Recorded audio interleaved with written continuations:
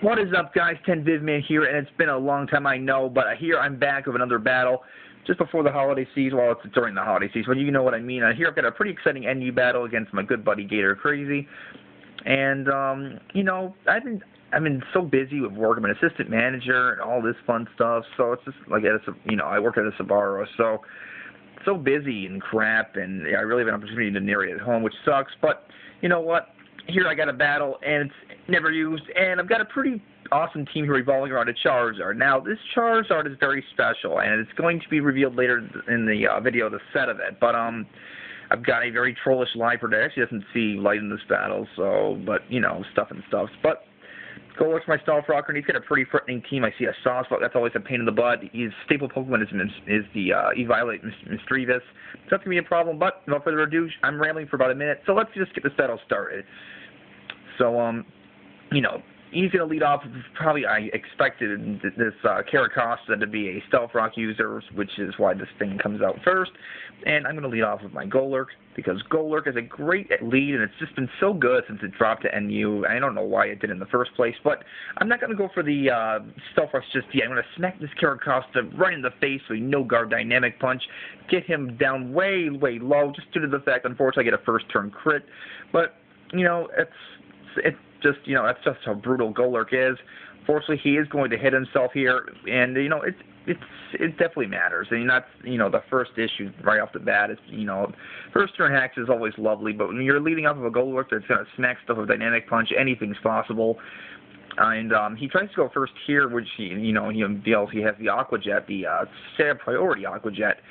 Now, this Golurk is a standard Stealth Rock lead. It's got a special EV spread specifically catered to, you know, Stealth Rocking purposes.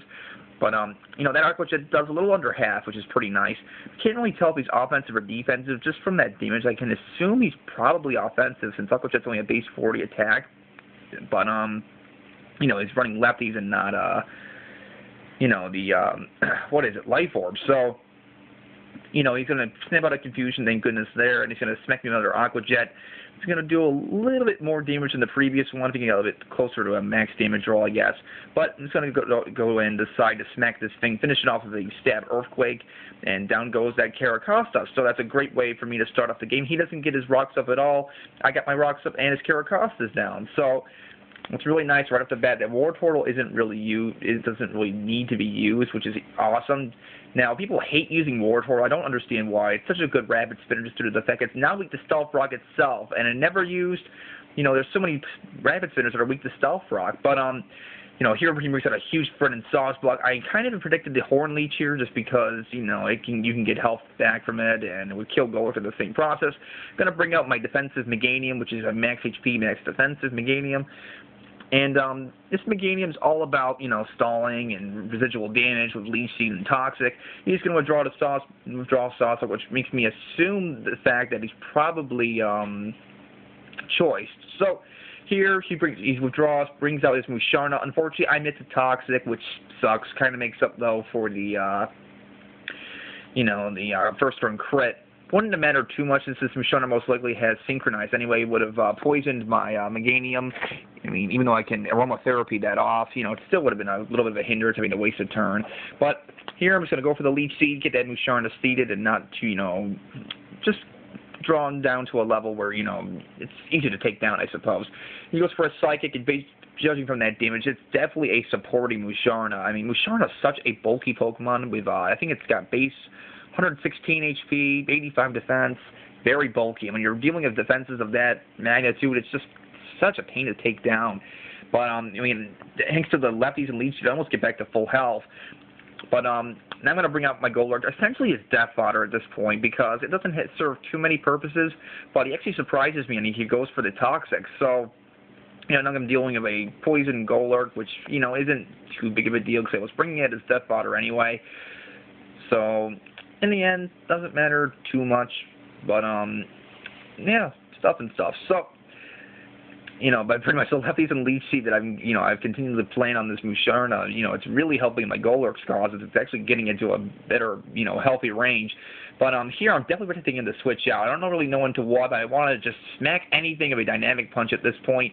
So out comes that Girder, and Girder's a very big threat, and a very big underrated threat and never used too, just because it's bulky with the Eviolite. It can bulk up and start drain punching, knock punching.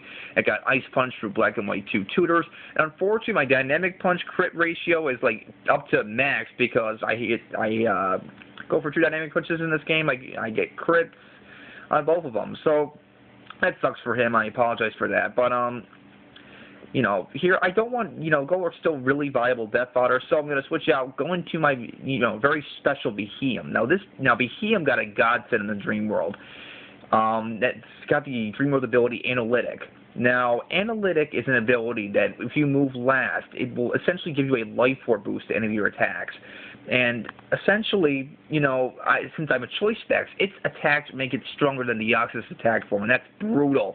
Now here he makes a questionable play. He brings out his Sawsbuck it's ready to eat a Choice Spec Psychic. Now here's the thing about Analytic too. I apologize, but you'll still get the boost even if your opponent switches out, which is huge. But seriously, I don't think the boost even does that matter. Just the specs is probably enough because I'm max special attack. So, but now he's going to bring out his Simisear. Don't really know why, because it can't. Beheeyem is actually pretty bulky of max HP investment, so this Flamethrower is not going to do too much damage to me. I can take it with 99 HP. Going to go for another Spec Psychic, and down goes that Simisear, which is amazing. And Beheeyem is just tearing apart through his team right now, which is amazing. So down goes Simisear, and now out comes the big threat in the form of Misdreavus. Now here, I assume probably my best bet would be to switch out into Golurk for death fodder here, because the Shadow Ball is pretty obvious. I don't think it's going to go for Will-O-Wisp, so definitely my best bet here is going to go into Golurk for death fodder, and much, you know, that's exactly what he goes for. So he's going to go for the Staff Shadow Ball and take out my Golurk, which isn't a pretty bad thing at all. So down goes my Golurk, and now, folks, prepare to see something that you probably would never expect.